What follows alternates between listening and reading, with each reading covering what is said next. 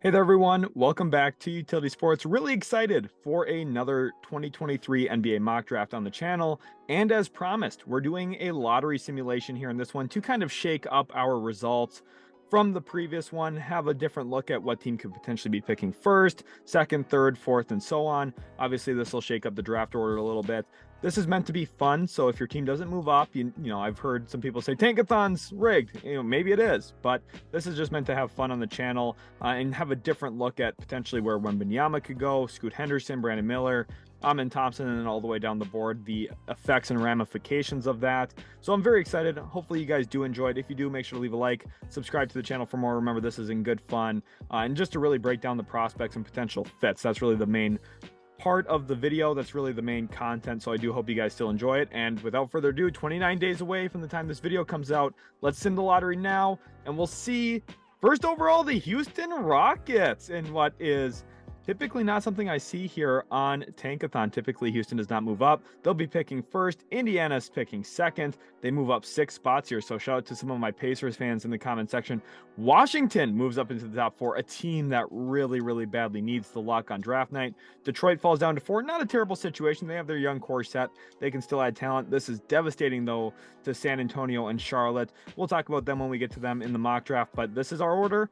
Obviously, the teams 15 through 30 are staying stagnant. And now let's jump into the actual mock draft portion of the video. Just a reminder to make sure to smash that like button and subscribe to the channel so you don't miss out on more of the premium NBA draft content and all the hard work that goes into the channel. And without further ado, let's jump into it here. First overall, the Houston Rockets are in a spot where after winning the draft lottery here in this video, they will find themselves adding the most coveted NBA draft prospect to ever walk on the face of the earth. The only other argument would be maybe LeBron James. Just with the way that the NBA media has grown, though, the amount of access we have to prospects now at this point with social media and, things of that nature, Victor Wembanyama is probably the most well-known. You could maybe make an argument as well for Zion Williamson, but I think Victor Wembanyama across the league, you ask GMs, executives, who they prefer as a prospect between this guy and Zion, and it's undoubtedly Victor Wembanyama, the best prospect. And I want to make this very clear. You cannot say enough about Victor Wembanyama.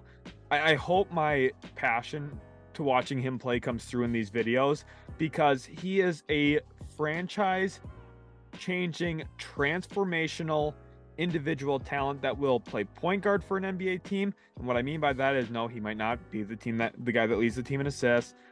He definitely won't be. He's not going to be the guy that brings the ball up the court, but he's going to be the go-to player. And you look at how heliocentric the NBA is, the ball is going to be in his hands all the time. You talk about point forwards, talk about Nikola Jokic being like a point center type. Karl Anthony Towns does that a little bit in Minnesota, not as much. I mean, Victor Wembanyama is going to be the guy wherever he goes on day one, unless something really crazy happens, like Dallas maybe jumping up to 1. Then him and Luka would be co-stars together. But Houston, I mean, everything builds around this guy. Then the whole franchise changes. He's going to make your franchise way more valuable in terms of how Forbes ranks them. He's going to make your franchise much better on the court, and he's going to make star players want to come sign with you because you have this dude. He is absolutely incredible. The chance of having him locked to your organization for likely 9 years, his rookie contract, which will span 5, and then likely at minimum 4 years of a offer sheet or that nature. Obviously could be a qualifying offer as well, 1 year, so maybe 6 years only, but we've never seen that happen. So it's pretty safe to assume at least 9 years with your organization. It's life-changing for a team, and he's the type of prospect that can really do that. In my opinion, he's the best prospect to have ever walked on the face of the earth. LeBron James obviously has an argument that you look back at Elijah Wan as well, Tim Duncan. Those are some other examples. Shaquille O'Neal too. But I think Wembanyama is going to walk into the league. He's going to average 25 to 29 points a night, which I know sounds like a lot. It is, because he's that good. He's going to do it decently efficiently. His team's going to win a lot of games. He's going to block 2 to 3 shots a game at least. And he's probably going to grab 8 to 10 rebounds a night as well. So he's going to fill the stat sheet. His team's going to be much, much better. And it honestly changes the entire landscape of the NBA, which leads us to pick number 2 here. And Indiana, this is a really tricky spot for them. So Pacers fans, I'm not doing trades in this video because, again, this is a simulated lottery. It's kind of pointless to mock a trade here at this point, in my opinion. But I do want to talk about how this is a very unique dynamic situation for Indiana, because I think you look at the roster and you say, well, Halliburton's the point guard. Do they really need to go draft a guy like Scoot Henderson?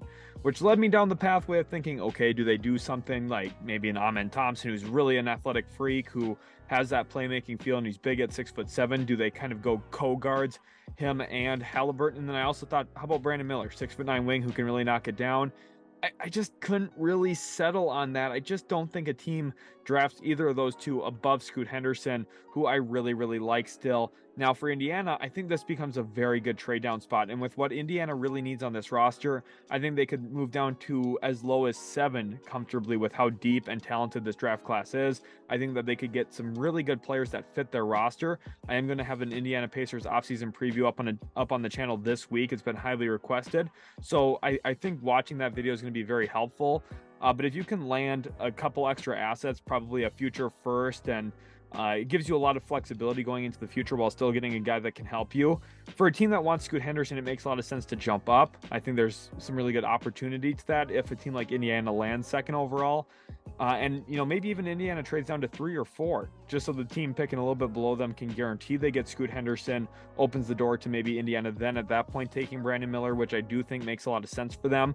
And had I wanted to force a pick here that actually fits in what Indiana would probably do in this situation if they were forced, and I mean forced, to keep the pick, then Brandin Miller's probably the pick here. But I just think on draft night, Scoot Henderson's going second overall. And if it was a situation like this, is probably where Indiana would draft him and then trade his rights to another team, which is why I ultimately went that direction in this mock. Pick 3, we have the Washington Wizards here now, and this team really, really badly needed luck in the lottery, and they got it for this video. We'll see if they get it in the real thing later on in May here. But for Washington, picking 3rd, this is a really good opportunity for Tommy Shepard to do something he really likes to do, which is draft a guy who is really good in college.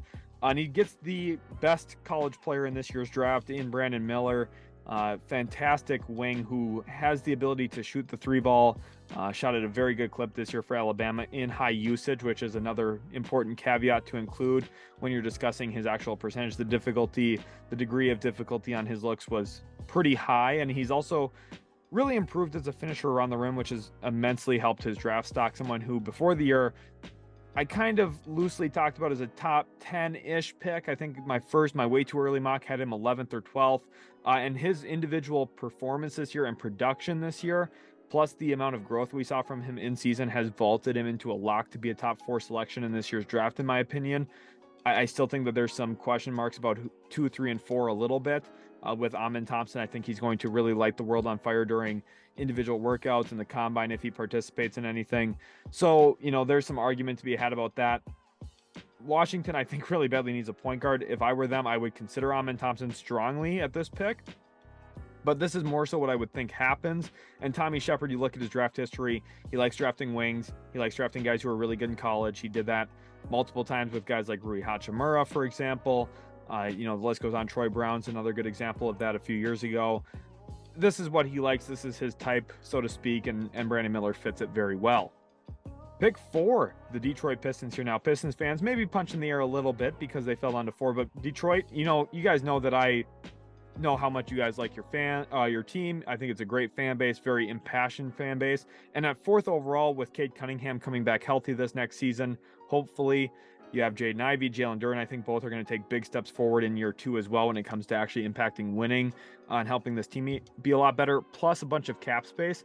I think Detroit's still in a really good spot if they're picking 4th. And Amen Thompson becomes the pick here for me. This is another potential trade down situation. With the way the lottery fell here, this is one of the most fun parts of the draft season, is the lottery is really going to shake some things up. And we're going to see some movement because teams are going to jump up in the lottery, and then it's going to really reshuffle our boards here.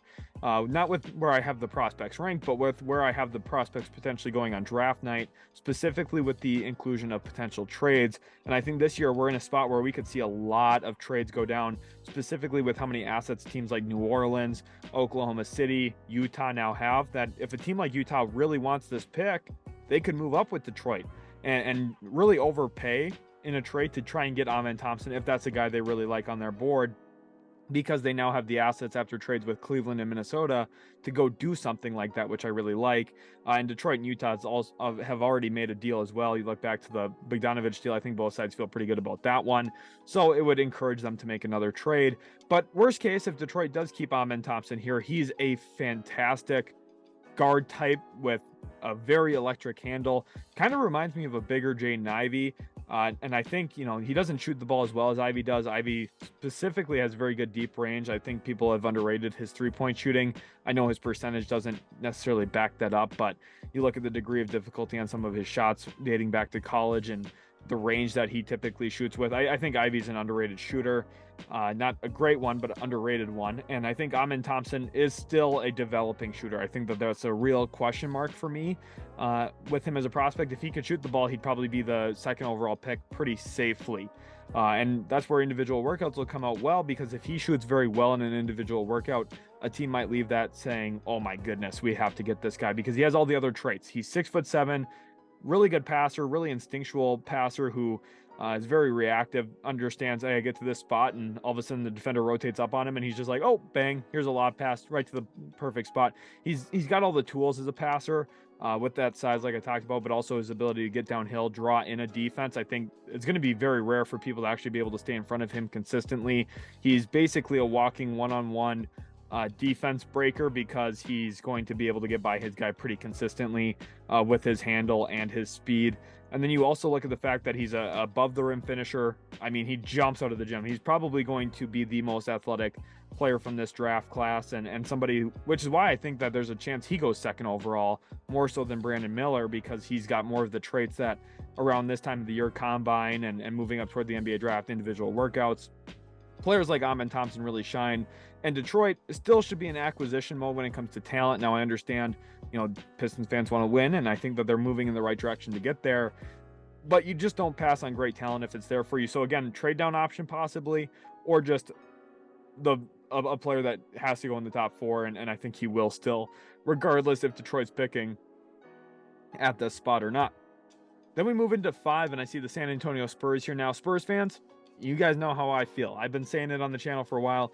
I think the Spurs are winning the lottery. I think Victor Wembanyama is going to be playing in San Antonio, and I think he's going to draw a lot of buzz back to that city, which also has a really great fan base, by the way. Spurs fans, make sure to go check out that Spurs offseason preview on the channel after this mock if you haven't already. But here I have Ausar Thompson, brother of Amen Thompson. So we see him actually go back-to-back in this mock, something that typically hasn't happened a ton. He's a very similar player to Amen. Now, I think he's a little bit less talented as a ball handler.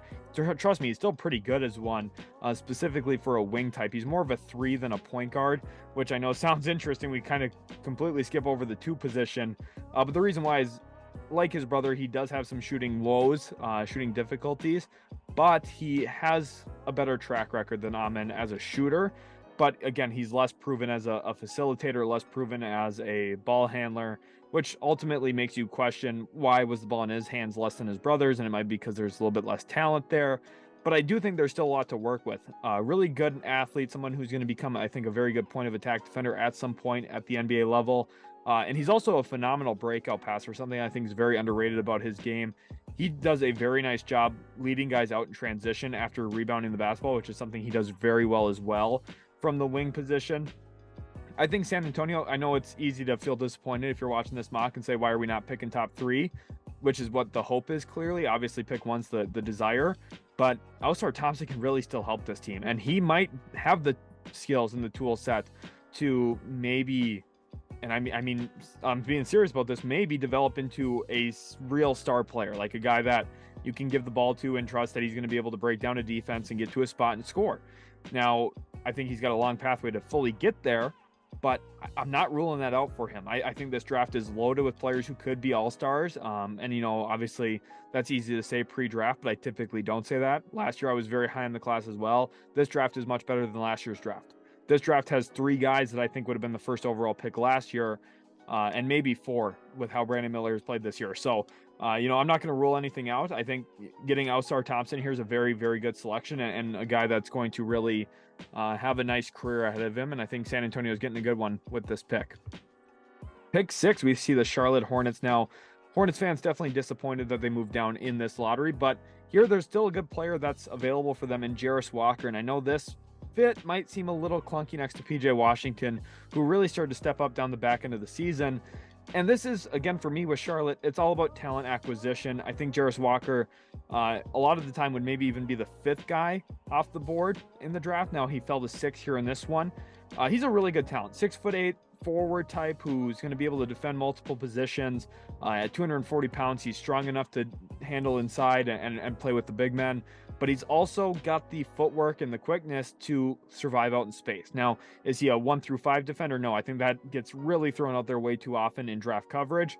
I think he's a comfortable 2 through 4 defender who can switch on to 5s occasionally and won't get absolutely obliterated by 1s, if that makes sense. So again, not a true 1 through 5 guy. It's not like you're going to match him up on 1s all the time, but I think he can survive out there. He's very quick-footed.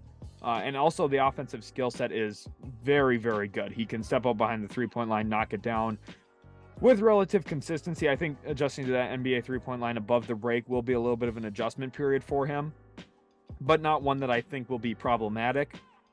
Plus, he's got really good touch in the mid-range. He's one of the few 4 men at his weight specifically that you are actually comfortable with putting the ball in the deck, getting to a spot on the floor, rising up, even off balance, and he usually knocks those down. So I think he's a really nice prospect. I think Charlotte gets a really nice player here, someone who's really impactful as a freshman in college, someone who before the year had a lot of expectations on him. And for me, he was part of the reason why I thought Houston was going to be one of the best college teams this year. Throughout most of the year, they were. So huge credit to him for that. And I think Charlotte gets a really nice prospect here that can help them win sooner than later, which I think is important because clock's starting to tick a little bit with LaMelo Ball, in my opinion. Now, that's not firm reporting, but I think that's where we're headed a little bit with this. Pick 7, I have the Portland Trailblazers here, going with a player that I am starting to really fall in love with the deeper and deeper I get in the draft process. The more and more film I watch. Obviously, throughout the year, I watch a ton. You guys have been watching my mocks probably for a while now. But at this point, it's really, 8th, 9th, 10th time looking back at stuff. And as you watch stuff more and more and more, and you just, you look back and recall everything you've seen, and you really start to re-hone in on guys. Taylor Hendricks just continues to impress me. Outside of Victor Wembanyama, he probably has the best shot blocking montage in this year's class. Maybe Trayce Jackson-Davis and Dereck Lively would like to have a word with me on that. But some of the blocks that he sticks in and stays in the play on is just incredible. He's very emphatic with his rejections. He shot 39.5% from 3 this year as well. At 6'9", he's really, really athletic, has some of the same switchability traits that I would say Jarace Walker had. Now, is he a 1 through 5 defender? No, again, I'm not going to say that, but I think he's a really good hybrid wing defender who can play out in space, defend. He's going to be a Swiss Army knife on that end of the floor. And anytime you have a player who you can trust as a low rotation man, like a Jaden McDaniels type for what we see in Minnesota, I think Taylor Hendricks can play into that role, but I think he might have a better offensive skill set that fits the modern NBA a little bit cleaner than Jaden McDaniels did coming out of Washington, which is why McDaniels fell as low as 28, which I still thought was way too low for him. I really like McDaniels in his class, and I think I feel very vindicated in that. But I'm just saying, Taylor Hendricks, to me, he's been really high on my board, and I think he's going to continue to climb for me because the more and more I just re-dive back into stuff, I keep falling in love with him. And for Portland, I haven't even really talked about the Blazers fit. They need athleticism. They need guys in the front court that can protect the rim. That's really what Taylor Hendricks' main goal is here for Portland if you draft him. Plus, he can step out and knock down the 3 ball. I know they have Jeremy Grant. He's an unrestricted free agent this summer. Could they keep him? Very much so they could. But the one thing I would say about Portland is they've never been able to play small with Dame. They've never been able to play quick and skilled. And this gives them an option where Taylor Hendricks, I think, is going to be a very good small ball 5 at points of his career. Now, can you lean all the way into that year 1 of his career? Probably not. But he's a very, very good player. And I know there's going to be rumors about Portland trading this pick. If Taylor Hendricks is there for me, I don't know. I'd have to be getting something really good in a trade to just decide I'm not going to have Taylor Hendricks on my team for the next 9 years, because I think he's a fantastic young player who's going to have an awesome NBA career. Pick 8, we're moving into Orlando. So down in the southeast of the United States, the Orlando Magic offseason preview up on the channel, by the way. They're in an interesting spot. I think that they have the good culmination of talent that they need to continue building this team, and they're moving in the right direction. With the cap space that they have as well, I think this team could really build itself out well.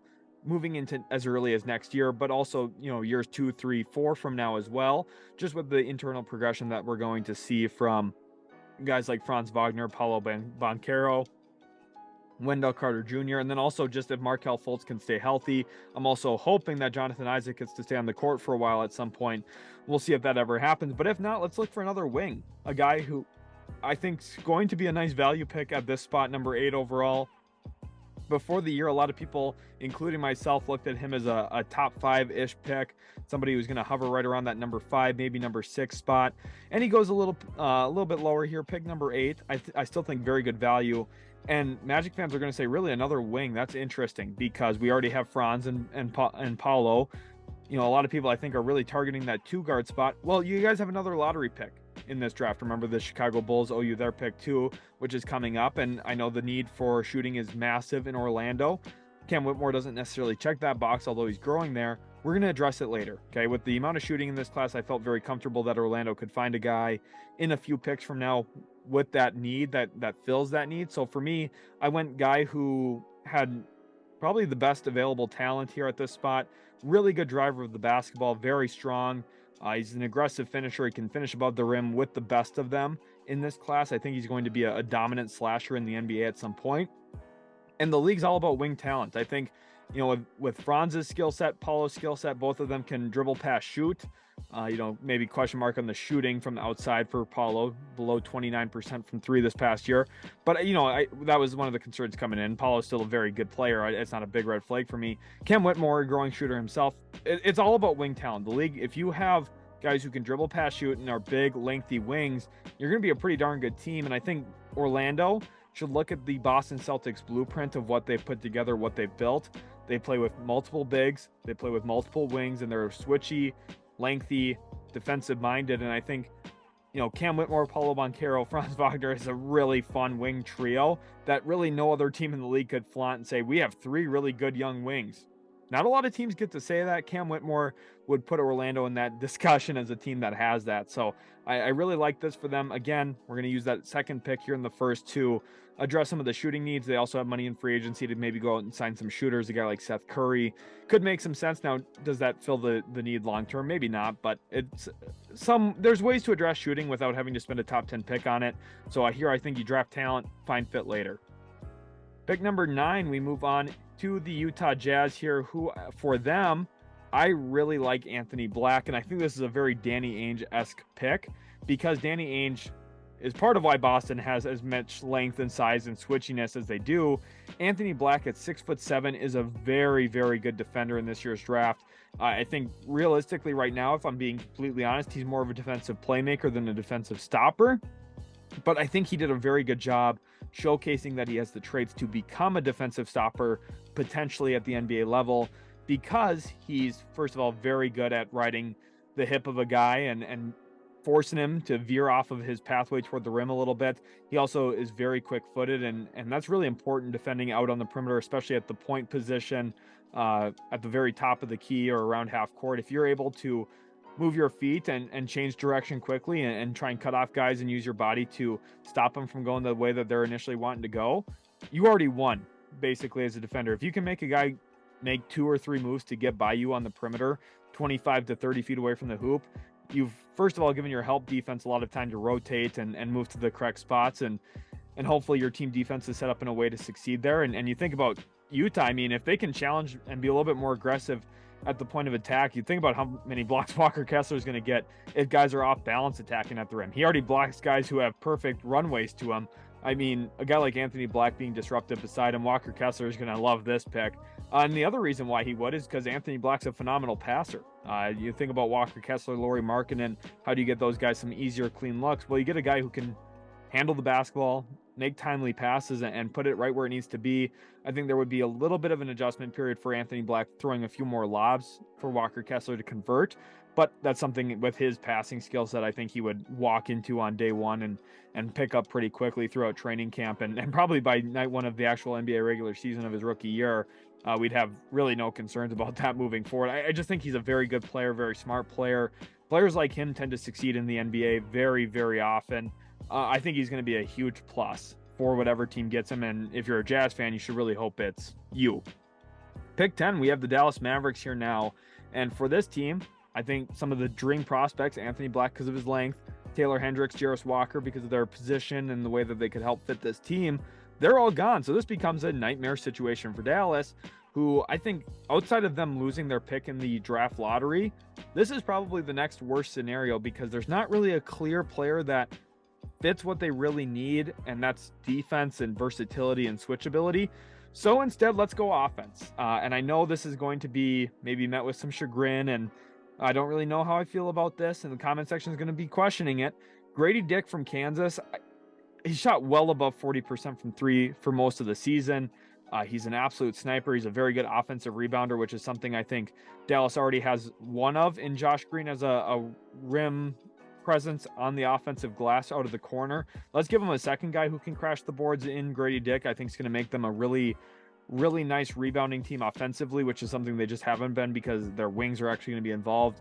Now, Dallas badly needs a center. Trust me, I consider Dereck Lively here, even though it felt a little bit early to me. And the hard thing about drafting centers is if you're drafting a rookie center, he's not going to help you win a ton because there's just so much pressure on centers to defend. I just don't think Dallas can really afford to go that way this year, unfortunately, because I do really like Dereck Lively as a prospect. Gradey's a very easy plug-and-play player because he knows how to play offensively without the ball in his hands. He's very fluid as a mover without the ball, and he strokes that thing very, very well. Pause. But no, I think Gradey Dick's going to be a nice player in the NBA. I think, maybe a little early here for Dallas, doesn't really fit all their needs. But this team does just need more shooting around Kyrie Irving and Luka Doncic. I do think the gravity spacing would help them as well. And this is one of those things that this is probably the safest, least cause for concern type picks Dallas can make. This pick also becomes a realistic trade down situation for Dallas as well. Pick 11, we move on to the Oklahoma City Thunder, who I have going with Dereck Lively in this pick, which is interesting, right? I like I said, I consider Dereck Lively for Dallas, and Oklahoma City, who is getting Chet Holmgren presumably back next season if he's able to stay healthy. You might be questioning, well, why would they go with Lively? And the big question for me is, what kind of taste does Oklahoma City have in their mouth after the loss to Minnesota in the play-in, where Gobert and Towns just absolutely dominated that game? And I know some people are going to say, well, they didn't have Holmgren, right? Can you count on Holmgren to play 82 games for you and every night in the postseason when Oklahoma City ultimately gets there and stays there full time? The answer to that maybe could be yes, especially for playoff. Is he going to be able to go? But still, you need to have a good backup center, somebody that you can rely on. And Dereck Lively is arguably the best lob catcher from the center position in this draft. I think he's done that a little bit more than Victor Wembanyama. I think he's also a very, very good rim protector. Not the best one because Wembanyama is going to blow him away in that category. But he's had multiple big block games for Duke this past year. I think Dereck Lively is a very good prospect. Somebody I'm higher on than most, and somebody who's going to be impactful. And I think OKC here does a really good job adding in a piece. We've seen Mark Daigneault find a lot of success with younger players and coaching them up and getting them NBA ready very, very quickly. So a lot of credit to him. I think Dereck Lively would be another example of a guy he gets ready really quickly. And I think he could overcome some of that, 1 year center, oh, what are you going to get from him type situation, because he fits what they need. He's a good rebounder, rim protector, and I think Oklahoma City behind Chet Holmgren needs another body like that, and he's going to give it to him. Pick 12, the Orlando Magic here now. This pick comes from the Chicago Bulls, and like I said, we're addressing some shooting here with, in my opinion, arguably the best shooter in the draft in Brandin Podziemski. Shot 44% from three this past year for Santa Clara while being the WCC Player of the Year in that conference. He averaged a ton of points per game as well as 8 rebounds a night. He's 6'5". I think the clearest, easiest comp for him, and I'm kind of a prisoner of the moment, but it would be Luke Kennard because of, first of all, Kennard, his shooting touch, 49.5% from three this year in the NBA. I think Brandin Podziemski could find similar success, but I think he's a little bit more aggressive than Kennard, which has been one of the main concerns about Luke Kennard in his time in the NBA, is how aggressive is he going to be night in, night out. I think Podziemski is going to be a really good addition for Orlando, a team that just doesn't really score the ball that well compared to other teams in the league. They ranked 26th in scoring, 26th in offensive efficiency this year, and they ranked in the bottom 7 from three-point land as well in terms of efficiency, and they were bottom 4 actually when it comes to overall 3-point attempts this season. So you need a guy who can snipe. I think this is going to strongly help Cam Whitmore, who we saw earlier get drafted to Orlando, Paulo Banchero, Franz Wagner. I think this would really stretch out the floor for them, give them a big-time gravity guy that Jamal Mosley could run some sets for as well, something Orlando didn't really have this year outside of maybe Gary Harris a little bit. So I think this opens up the door for them to really improve their offensive efficiency. And while drafting Cam Whitmore and having all this length and athleticism defensively, I don't think Podziemski becomes any bit of an eyesore. I think that he can hold his own on that end. They did run a lot of zone this past year for Santa Clara, so maybe a bit of an adjustment period for him, but still somebody who I think could really help Orlando on the offensive end, which is what they really need with this selection. Pick 13, we got the Toronto Raptors here now at this pick, and I think this is a really good opportunity for this team to get better. I strongly consider shooting for them as well because they still really badly need some shooting, but I do think there's going to be some overall structural changes. Nick Nurse is likely out in Toronto. You also look at the fact that Fred VanVleet can maybe be on his way out, Gary Trent Jr. There's a lot of question marks right now. So instead of going and looking at the active roster and making a decision off of that for Toronto, I went BPA, best player available, and I landed on Cason Wallace for the second week in a row here to Toronto. It just feels like too good a value. For me, Cason Wallace is a guy who in most years probably goes in the top 10. I considered him for Dallas, but ultimately opted away from that because of his size. He is a little bit smaller than a guy like Gradey Dick. So for Toronto, what's really the appeal here? Well, one, you don't really know what your backcourt's going to look like next year. Secondly, Cason Wallace is just good at basketball. And that's really the most important thing when you're drafting. You know, sometimes we love to look at fit and how does a guy necessarily fill in and that kind of stuff. And to, at some spots, it really does make sense. Like Orlando at 12, their second pick in the lottery. I think that makes sense.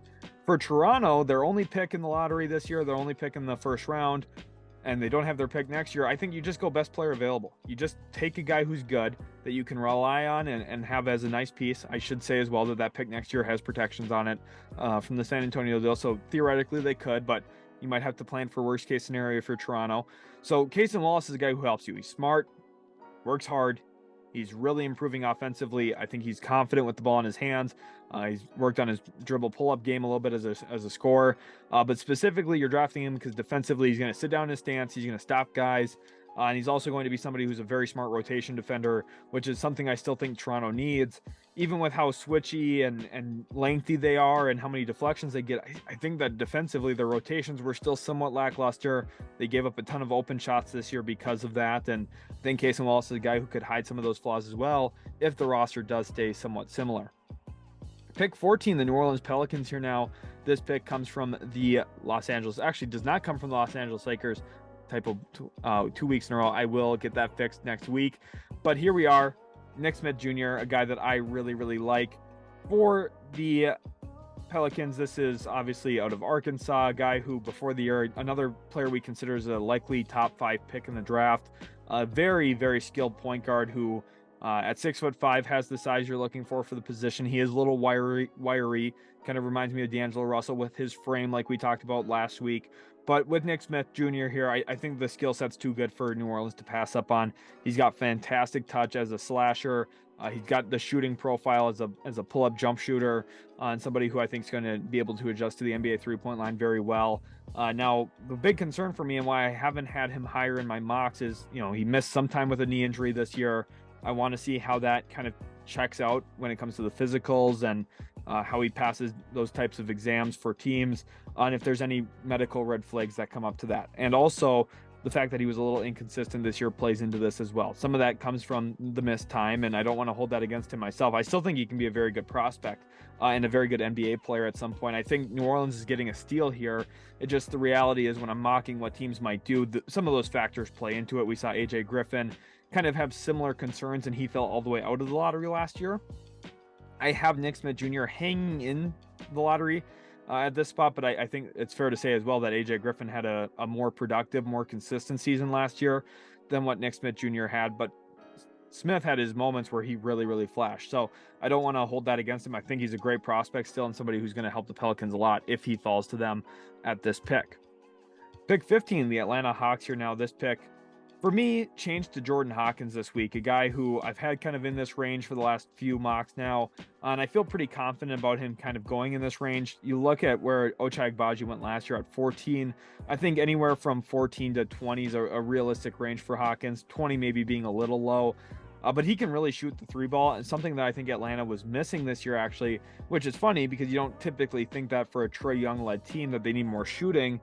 But I think the reality is they do, especially after trading Kevin Huerter. I do think that the value they got for Huerter was pretty good. On Huerter, you look at his actual raw numbers this year, you might not be super impressed. But again, it comes down to gravity and being able to space the floor. And on scouting reports, teams say, yeah, don't give this guy open shots. That's probably the most important thing, honestly, is the threat of shooting the basketball. That's honestly more important than actually shooting it sometimes, because you create spacing issues and, trouble for defenses in guarding you and opening the floor for Trae Young in the pick and roll. For DeJounte Murray as a long-term hawk, I'm hoping to see. We'll see how the new CBA plays into that. But I think Jordan Hawkins, very, very solid prospect, somebody who can help a team like Atlanta by providing that spacing. And he won't be tasked to do too much with a team like that because they already have their two predominant ball handlers in DeJounte and Trae. I think that's going to go a long way. Plus, they have size behind him in Clint Capella, who had a massive play-in game. I want to shout out him for that. And then also, you think about Onyeka Okongwu, John Collins behind him as well. You've got some length, size, athleticism. There's not a lot of minutes to go around on this Hawks team. Potentially, they could look at trading this pick, but I think for Landry Fields, the first thing he might look for is some more shooting, and I think Hawkins fits in very well. Pick 16, the Utah Jazz here. This pick comes from the Minnesota Timberwolves in the Rudy Gobert trade. I'm recording this right after game one of that series, and the Timberwolves got obliterated in that one, to say the least. They did not look very good in that game.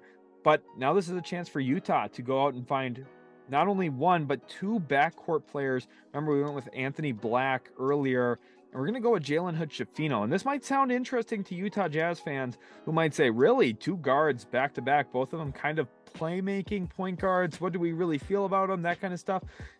I think Jalen Hood-Schifino is a very, very good pickup here for Utah, because you think about what Utah has on their roster right now, things that we know are going to be there long-term. Walker Kessler and Lauri Markkanen. The rest is up for debate. I'm sure they would love to keep Jordan Clarkson, who had a very nice year for them. I'm sure that, they like Colin Sexton. They gave him a nice contract. They like these players. They like some of the guys that they have. You could argue wing's a big need. Ochai Agbaji started to show out by the end of the year. I think he could fill in as the long-term wing starter for them maybe at some point. But Hood-Schifino, for me, the reason I went with him, you have him and Anthony Black. I feel really good about those being your two guards. Both of them have good plus size for the position. Hood-Schifino's got pretty good size to him, and then Anthony Black, obviously, at 6'7", very good size. So you're looking at a big, lengthy team already, adding in two bigger guards that I think could really stick in the league long term. I think Hood-Schifino's more of a true point guard in terms of his ability to score the ball and play as a point that's going to be aggressive looking to score. And then Anthony Black's more of a point guard of, hey, I'm going to get you in sets. I'm going to look to get downhill, create for others, kind of like what we saw from Mike Conley in recent years. And I think both of those things really help Utah. I think Hood-Schifino probably a little bit less ready to be a high impact player on day one of his career. Now, do I think he can be impactful in year one? Yes. But do I think he's going to be a 30-minute per game player right away? Probably not, which is why this doesn't really interfere with the Clarkson situation, with the Sexton situation. There's still going to be roles for those guys. There's 48 minutes a game for each guard spot. They have plenty of time to find players minutes. In worst case, Hood-Schifino, if he's getting only 10, 15 minutes a night to start his career, that's perfect for him. That's a good developmental situation where you're not going to task him with doing too much. You present things that you want him to get better at, and you have him work on those things in games, in meaningful situations, but you're not just throwing him to the wolves and saying, okay, good luck. Right, you're putting him in a spot where he's going to find success and hopefully continue to develop, which we saw a good amount of this past year for Indiana. I think this is a very good pick for Utah and a team that adds not one but two really good guards in this draft in the top 16. We then move into pick 17, and I have the Los Angeles Lakers here now. Again, this pick does not come from the Pelicans. It's just a little typo on the graphics here. I needed to update that post-play and haven't gotten to that quite yet. But the Lakers here with this pick at 17, I have them going with Keyonte George, who slides a little bit down in this mock. A lot of people look at him as a lottery talent. I think that the talent is there, the upside's there as a lottery consideration, but I ultimately landed with him at 17 because I think the clarity in what his starting role would be in the NBA becomes a little less clear. I think he's kind of that hybrid between, he could be a really good bench scorer or maybe a low-end starter, kind of like what we've seen from Cole Anthony so far early in his career. I think he fills a similar niche where he kind of fits that role as a bench scoring or kind of off-ball offensive juggernaut type guard, where he's going to be a player who, when he has the ball in his hands, is very dynamic and can score with the best of them, but is the efficiency going to be there to be a build-around player? For the Lakers, you don't need him to be that, which is why this role makes a lot of sense. Whether it's D'Angelo Russell or Kyrie Irving as the Lakers starting point guard next year, Keyonte George has a clear role that he fills in behind that. Look at what Dennis Schroeder's done this year for the Lakers. It's probable that Schroeder gets a somewhat significant raise going forward, whether that's with the Lakers on kind of a mid-level exception type money deal or with another team potentially on a contract like that. Keyonte George is still a guy that at his age, very young, true freshman, could step into LA. You don't task him with a lot again. Maybe plays with the South Bay Lakers quite a bit. His first year in the league, nothing wrong with that. Most NBA players do at some point play in the G League, and it's usually very good for their development. I think he could find success pretty quickly, though, as a bench spark plug for the Lakers, a team that has been so much better after the Russell Westbrook trade. I think that was a big win-win-win trade. The Jazz get everything they wanted in terms of long-term positioning. The Wolves got a player in Mike Conley, Nickeil Alexander-Walker, and some seconds to help them on their way with that. I think that's been good for them. And then the Lakers just have completely revamped their roster. So all three teams are in a better spot now. I was very happy for all three teams after that trade went down. They all received A- grades or better from me on the trade day, the date of the trade. So I feel good about where the Lakers are at, honestly, given where they were and where they've pivoted to. And Keyonte George gives them some more long-term upside. Pick 18, the Miami Heat here now. And for Miami, I really, really do have some concerns about their long-term future, where they're at. But this is a good team that just won game one of their series against Milwaukee. So let's get some Miami hype in the chat. I feel very happy for them that they were able to pull that out. I'm hoping that Giannis can come back healthy, though, in that series. I don't really have a horse in the race in that one, who I'm cheering for, who I'm not. I just want to see good basketball, and Giannis being out definitely doesn't help. But the Heat shot very well in game one of that series. But let's give him another guy who projects to be a pretty solid shooter at the NBA level, and that's Kris Murray, twin brother of Keegan Murray, who's been a great shooter for the Sacramento Kings. Kris Murray's a lesser shooter, lesser talent in general, but he's still somebody who I think can have a nice positive impact. Unfortunately for the Murray parents, they're going to have to leave Iowa and go to Sacramento for some games, go to Miami for some other games, opposite ends of the country. But still, this is a nice pickup for Miami and a good result for Kris Murray, who a year ago, if he would have came out, would have been a probable second-round pick. Stays another year, kind of takes on that lead role at Iowa for a Hawkeyes program that needed him to step up this year. He did big time, averaging over 20 points a game. Was really the go-to player for them oftentimes. And I think he's got a scoring profile that's going to adjust to the NBA pretty well, specifically with a heavy dose of three-pointers in there early on in his career. But he could maybe grow in as a slasher cutter type who does some post-ups on smaller players if he gets mismatches. Miami gets a nice versatile player here who's not going to disrupt anything in that locker room. He's going to help this team, and then he's going to be a nice fill-in piece. You think about what Kevin Love's given them this year, which was a really nice buyout option for them. I think, Kris Murray kind of solidifies the long-term power forward spot for them moving forward, which leads us into pick 19 now, the Houston Rockets. This pick comes from the Los Angeles Clippers, and what was a very clever way by Rafael Stone to move up his pick in the NBA draft this year from where they had the Bucks pick to where they now have this one at pick 19, and they're going to go ahead and take Dariq Whitehead here. And I think for Houston, we already saw them get Victor Wembanyama, and you might say, oh, really, no point guard? That's an interesting conclusion to draw. I have a feeling, and it's just an inkling, I'm not 100% certain on it, no reporting, no actual 100% true evidence. But if Philadelphia loses in the second round of the playoffs, I think it really opens the door to a James Harden Rockets reunion. And some Rockets fans might say, well, he's kind of old. Do we want to give him max money? Yeah, you do. If you get Victor Wembanyama and you can add James Harden into that core, your team becomes an instant playoff team, on a team that can maybe even make some noise in the playoffs. Just with how the Western Conference is sitting right now, I think you'd have to feel pretty good about getting Wembanyama early playoff experience, showing him that the Rockets organization's about winning. just with his standpoint on tanking. You don't want to be in a spot where you're not winning a lot of games. And Dariq Whitehead's a guy who could perfectly fill in off of those two as a floor spacing shooter type. He shot above 40% from three this past year for Duke. That was the #1 A+ grade on him coming out of high school, as this guy can really fill it up as a shooter. Now, and the funny thing is, I don't even think he shot as well this year as he could have. He struggled a little bit from the mid-range area, didn't finish at the rim very well, which is why he slides down to 19 for me. But I think the talent is here. He's a player who I'm probably going to have ranked higher on my board than 19, which is usually a good indicator of this is good value. If my board's higher than where he gets drafted, I feel usually pretty good about those types of guys. I think an example of that from last year was David Roddy, who the Grizzlies found in the 20s. I had him in the back end of the teens, and I think he had a nice rookie year for them. I think Dariq Whitehead's another guy who could give you some of that type of value where he steps into the league and maybe regain some of that form he had in high school as the National Player of the Year. The Rockets get a nice player here, and let's say they don't even get James Harden. At pick 19, are you really going to find the point guard of the future, the guy that you're going to just throw in there and have him play point? No, but the Rockets with Wembanyama probably play around him more anyway, and Dariq Whitehead helps space the floor around that, which is still something I think Houston needs too. You have Jabari Smith, Dariq Whitehead, two of the better floor spacing forwards probably in the NBA moving forward. As young players is more so what I'm saying, not just purely the best floor spacers, but good floor spacers who are young.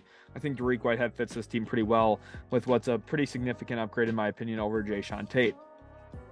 Pick 20, the Golden State Warriors here now. There's a player I'd really want them to draft at this pick. My last mock draft dove into that and really talked about potential options for them. But here I'm going to go with a different direction because I want to know what Warriors fans think about Bob Myers and what he's going to potentially do. Now, his contract is up as well. So Bob Myers might not even be the guy making this pick, which even more so brings this pick into question. What do the Warriors look to do at 20 with this pick? Because in the past, we've heard them say, we want to be the Spurs. We want to continue to be good. We want to build up this team long-term. We want to add good young players and continue our dynasty. We don't want it to end with Steph Curry's career ending. And I understand that, but that's harder to do than it sounds like it is because you have to hit on the draft, and you could argue that they haven't as much so far. You haven't gotten a lot from Moody. Wiseman's now playing in Detroit. Kuminga is really the guy that seems like he's going to stick, but is he someone you're building a franchise around? Probably not. Let's give him maybe another swing at with the bat here. We're going to give him G.G. Jackson from South Carolina, a guy who very, very young. He reclassified, went to college a year early. Because of that, had a pretty down year in terms of the efficiency and the overall impact on winning. South Carolina was really bad this season in a very tough SEC conference, but G.G. Jackson was given the opportunity to play with the ball in his hands, be a decision maker. Now, a lot of times he landed on the wrong decision, and he forced a lot of shots this year. There was no question about that G.G. Jackson was going to put up shots. For Golden State, the question is, do we take another developmental piece, or have they learned their lesson with how the Wiseman things played out a little bit? And, you know, I could see both sides of the coin. Last year, they took Patrick Baldwin. For me, that signals we're still going to take developmental pieces. But at the same time, after now trading James Wiseman for ultimately GP2, it seems like they're more focused on winning now. So you could make an argument for an older prospect. The guy I'd prefer for them is Trayce Jackson-Davis, who is an older prospect. If I was running the show in Golden State, which I'm not, and luckily for Warriors fans, I'm not, because, you know, I tend to think I know a lot about basketball. Bob Myers is a genius. His team building, some of the stuff he's done in helping this team win 4 championships is just remarkable. I could not have done that myself. So a lot of credit to him. And, you know, but for me, I would draft Trayce Jackson-Davis. That's what I would do at this spot. But I could understand, you know, taking a route like G.G. Jackson if you feel like he's going to hit in the draft, which is a big, are you sure about that moment for me? But we'll see.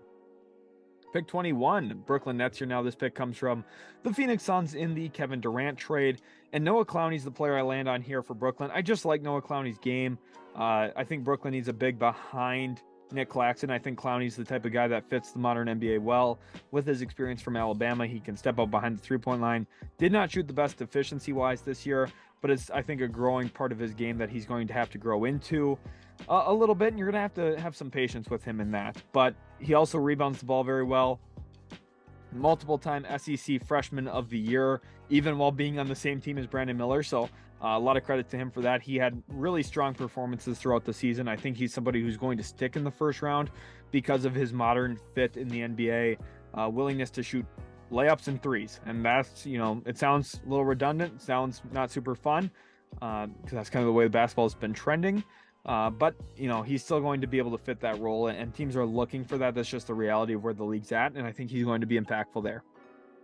Pick 22, we're sticking with Brooklyn. The Nets are on the clock again here, and I actually went with Kobe Bufkin, a little bit of a switch up from some of the normal picks I've been looking at for Brooklyn in this range, because I think there's some players that do make a lot of sense for them that I've stuck with. But Bufkin's more of a true point guard type, probably handles the ball a little bit more than a guy like Bryce Sensabaugh, who I've considered in the past for Brooklyn. And I think with Spencer Dinwiddie, he's kind of been up and down. Obviously, he had a tough game one in this series against Philadelphia. This pick is not based on that alone, but I think Kobe Bufkin's a player who deserves top 20, top 25 consideration when it comes to draft night.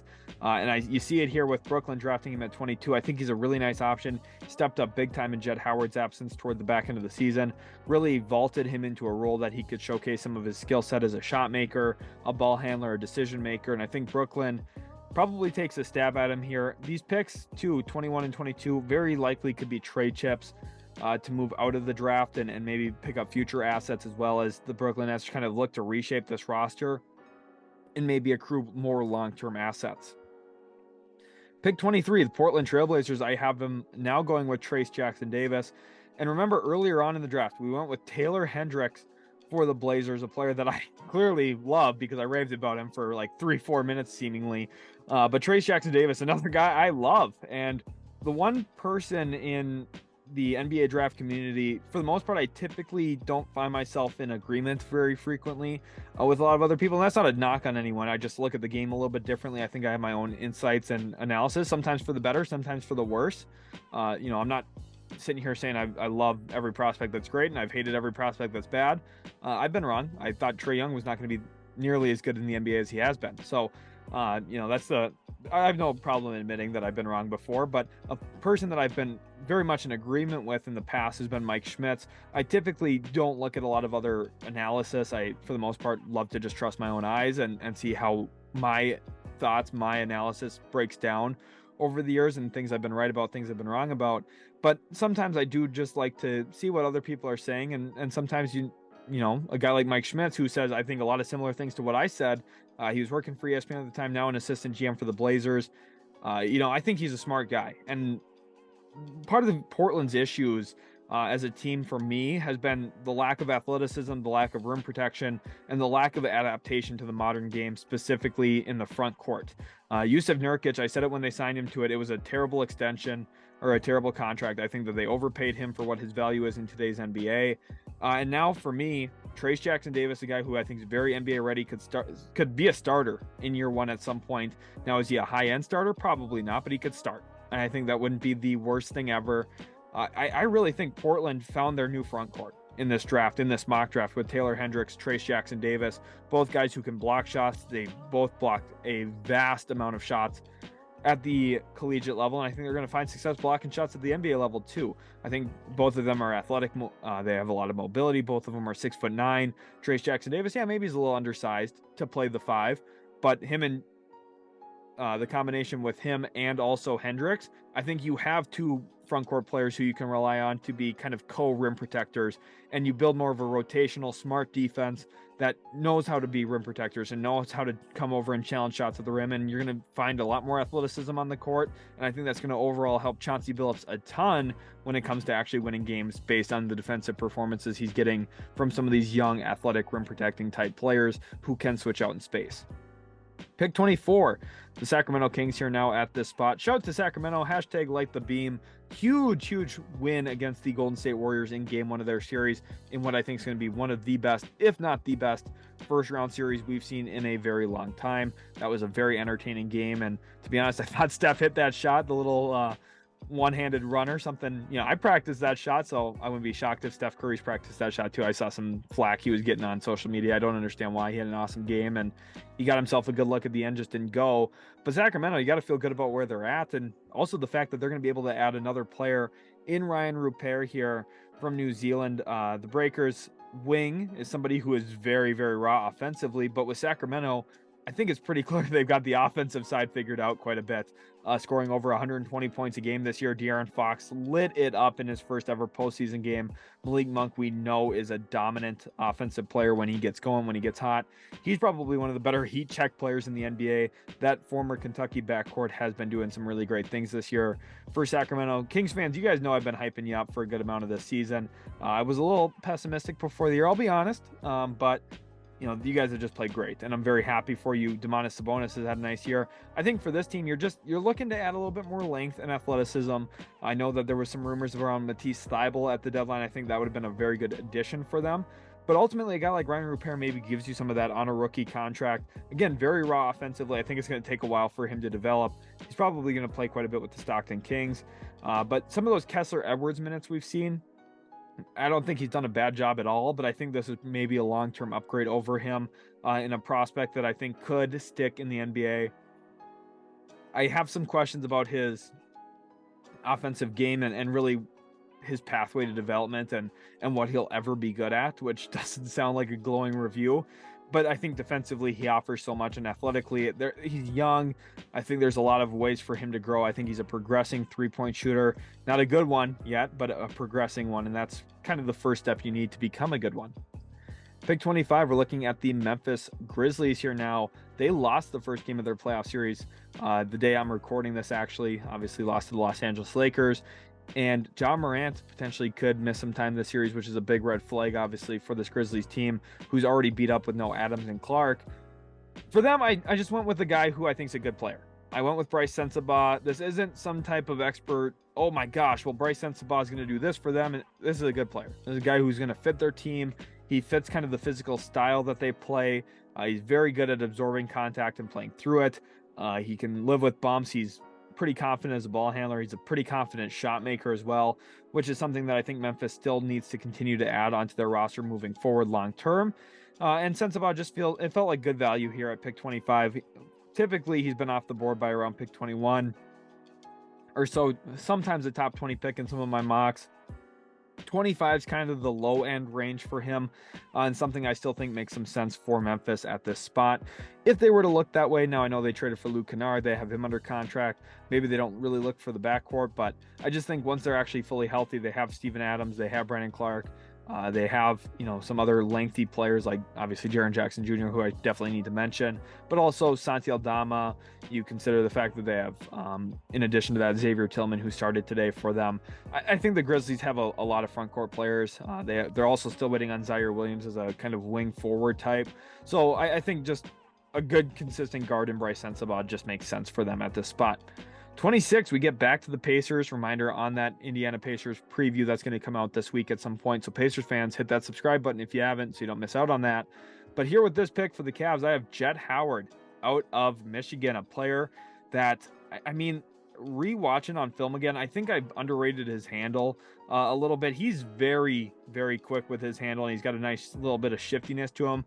Now, do I think he's quick downhill? That's a different discussion. Is he going to blow by a bunch of guys? No, but I think he's a well-rounded overall player that can help impact winning. And I think just, you know, the Michigan, you know, proximity to Indiana is close enough where local scouts are probably going to see that a little bit more than some of the California-born players, that kind of thing. I think that Jett Howard's going to have a nice impact in the NBA. I just think we can't really count on that year one. But with Indiana, the draft that they've already had, you know, there's some question marks right now for Indiana, obviously, with the whole Scoot Henderson selection in this draft. To be honest, I do want to mention this quick. If at pick 2 they just kept Scoot Henderson, it wouldn't be terrible. They only had 2 guys on this team average over 4 assists per game, so I think adding another playmaker who can handle the ball wouldn't even be bad. Plus Halliburton's so lengthy that the 2 of them I still think could survive too. But Jett Howard gives you another wing type. I think that's really the big concern for Indiana this offseason, is how do we find 3s and 4s that fit this roster? And Jett Howard's one of those guys who probably fills in as a long-term 3, which at least starts to address the situation. I also think free agency could be really important for Indy this year as well. Pick 27, Charlotte on the clock now with the pick that comes from the Denver Nuggets. And for them, I like Amari Bailey here because of his defensive versatility and his defensive intensity that he plays with. He's somebody who just seemingly finds the basketball, which is a trait that you typically don't think about a ton until you're a coach. And then you're like, wow, this guy I don't know how, but he keeps finding the ball. And that's a really valuable thing. And to be honest, I think it could help Charlotte defensively. Now, I know they have Terry Rozier right now. I think he could become a trade chip at some point. We'll see what Mitch Kupchak looks to do. But I do have questions about, how does this team at some point consistently look to get stops and become a playoff team that could look to advance in a series. And I think that they just need good, consistent defensive players, guys that give you that end of the floor around LaMelo Ball, because LaMelo is not a guy who gives you that, to be quite frank about it. So I do think that Amari Bailey is somebody who would help them. I think you could play him next to LaMelo. I think you could play him without LaMelo on the floor. I think obviously LaMelo can play without Amari Bailey on the floor, but I think Amari Bailey is just a good overall player who very left-handed, very reliant on going to his left, attacking to his left. But I still think a guy who, if his shot develops, could be a nice pickup at 27 in this draft, which is really all you're hoping for. Pick 28, Utah Jazz on the clock again after going with 2 guards earlier in the draft.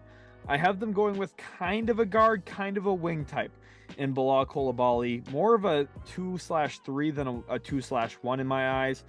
He's actually the teammate of Victor Wembanyama for the Metropolitans 92. And this is his first time being featured in the first round mock draft here on the channel.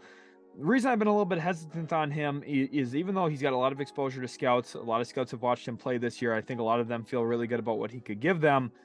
I just don't know if his role is super clear early in his career. He's highly athletic. He's got good length to him. And to be honest, would I be shocked if a team absolutely fell in love with him and picked him maybe as early as 18, 19, 20? I wouldn't fall out of my chair shocked if that were to happen. For me, though, it's hard to pinpoint exactly what that team would be, which is why in my mock drafts, it's difficult as of right now, before official visits, anything like that, to exactly pinpoint where Bilal Coulibaly could potentially go. Utah is a team that makes sense to me because they're looking to add in some more length and some more athleticism on the wing, something that I don't think that they have a ton of right now. Now they have a little bit of it, but I don't think that they have a ton of it. And I think, again, we've been looking at adding length, size, defensive switchability, and athleticism. Coulibaly's got a pretty decent handle. He's able to split defenders too when he's handling in the pick and roll. I think that there's significant upside here with him. And to be honest, the earliest I did consider him in this mock was 19 to Houston. Since Houston drafted Wembanyama, would it be possible that if a team that has 2 first-round picks in this year's draft were to land number 1 and get Wembanyama, would they look to add a teammate of his from the Metropolitans 92 to make his adjustment period to the NBA maybe a little bit easier, a familiar face that he's used to playing with? Does that type of adjustment help? Potentially. I considered him at 19. I ultimately landed on going with talent and fit over, a situation like that. But I think Coulibaly could be drafted for that reason, and he's a good prospect to boot with it. So it's not just purely to please Victor Wembanyama or anything, if that were to technically happen. But I do think that's a consideration some teams would maybe consider. 29, Pacers back on the clock again here. And for them with this pick, I went with Leonard Miller. And Pacers fans are like, finally, you got it right. Because I know the 2 picks that I've gone with so far for the Pacers maybe aren't the most clear and obvious fits and how they're going to play with this team. Leonard Miller is a little bit more. He's a fantastic rebounder, and he's had a significant change in the way that he played coming out of high school to where he's now playing for the G League Ignite with his style. Instead of playing on the ball and being this point forward type that was pretty turnover prone and honest to God, I thought for a while that it was kind of laughable. Some people considered him a draft prospect. The adjustment to his game, the strength, the muscle he put on, he looks like a different person. He looks like a different player. And because of that, he becomes somebody who I actually can seriously take consideration into as mocking in the first round as a player who I think could help a team. Indiana, they need more athleticism. They need a 4-man who can help them stop bleeding points. And Leonard Miller's ability to rebound the ball is going to help end possessions. His ability to, I think, occasionally block shots is going to be nice for him. And I think he's also going to crash the glass on offense, be a nice lob threat. And I still, the talent is still there as a semi-pseudo ball handler who can do a little bit of stuff for you on offense. Now, is that something I would lean into a ton? No, but in the course of an NBA game, possessions break down. Guys find themselves in spots where they have to make plays. And I do think Leonard Miller is going to occasionally be capable of doing that and helping a team find success in that route. And then pick 30, the final pick of the first round. Thank you to everyone who has stuck in here this whole video. If so, comment down below 2023 mock drafts rule. That way I'll know you made it to the end of the video. But pick 30, the Clippers here after their swap. I have them going with Dillon Mitchell, who did technically declare for the draft this week. He did maintain some of his college eligibility, so it's possible that he does at some point withdraw his name from the draft. But he's a player that I've consistently stayed higher on than most, and the reason why is he's so stinking athletic. He's somebody who can really jump out of the gym. You know, I like Jared Vanderbilt's game. I think Jared Vanderbilt was a really nice addition for the Lakers. I liked him back in Minnesota. I liked him in Utah. And I think Dillon Mitchell could be a way better version of that if things go right in his development. Now, he's got a ways to get there, but he's a baseline operator, very similar to what we've seen from Vanderbilt. He's also somebody who is highly uber athletic, even more so than Vanderbilt, which is part of the appeal for me. But I think he's more switchable than what Vanderbilt was in college. Now, Vanderbilt's really growing into that. I think Mitchell might have a head start on him, but there's a lot of work still to get to where Vando is, where, you know, Vando started the game today against Ja Morant, matchup wise, and against certain teams, you know, he'll face off against Luka Doncic, who's 6'7". There's games where he'll play against a post-up player or you know, a bigger guy and try and present some issues with his length at the rim. Mitchell has some of those same characteristics. Now, it's a development piece to get there, but I think the Clippers, one thing that they're lacking is a little bit more front court explosion. For the most part, the Clippers, outside of Russell Westbrook, Norm Powell to a certain extent, you know, Kawhi Leonard's an underrated athlete, but they don't have a lot of high-end, oh my gosh, this guy just jumps super high type players. And I think that a guy like Dillon Mitchell could help them with that, especially next to a Zubac, who is a little bit more flat-footed as a rim contester. And, you know, I think a player like Dillon Mitchell could give them something they just don't have a lot of right now. Thank you again so much for watching. Really hope you did enjoy. If you did, make sure to smash that like button. Subscribe to Utility Sports for more NBA draft content like what you saw here. A lot of work goes into these videos, so I do really hope you appreciated it. It was a lot of fun recording this video. I had a lot about these prospects. I always do. I hope you guys had just as much fun as I did, and I'll catch you in the very next Utility Sports video.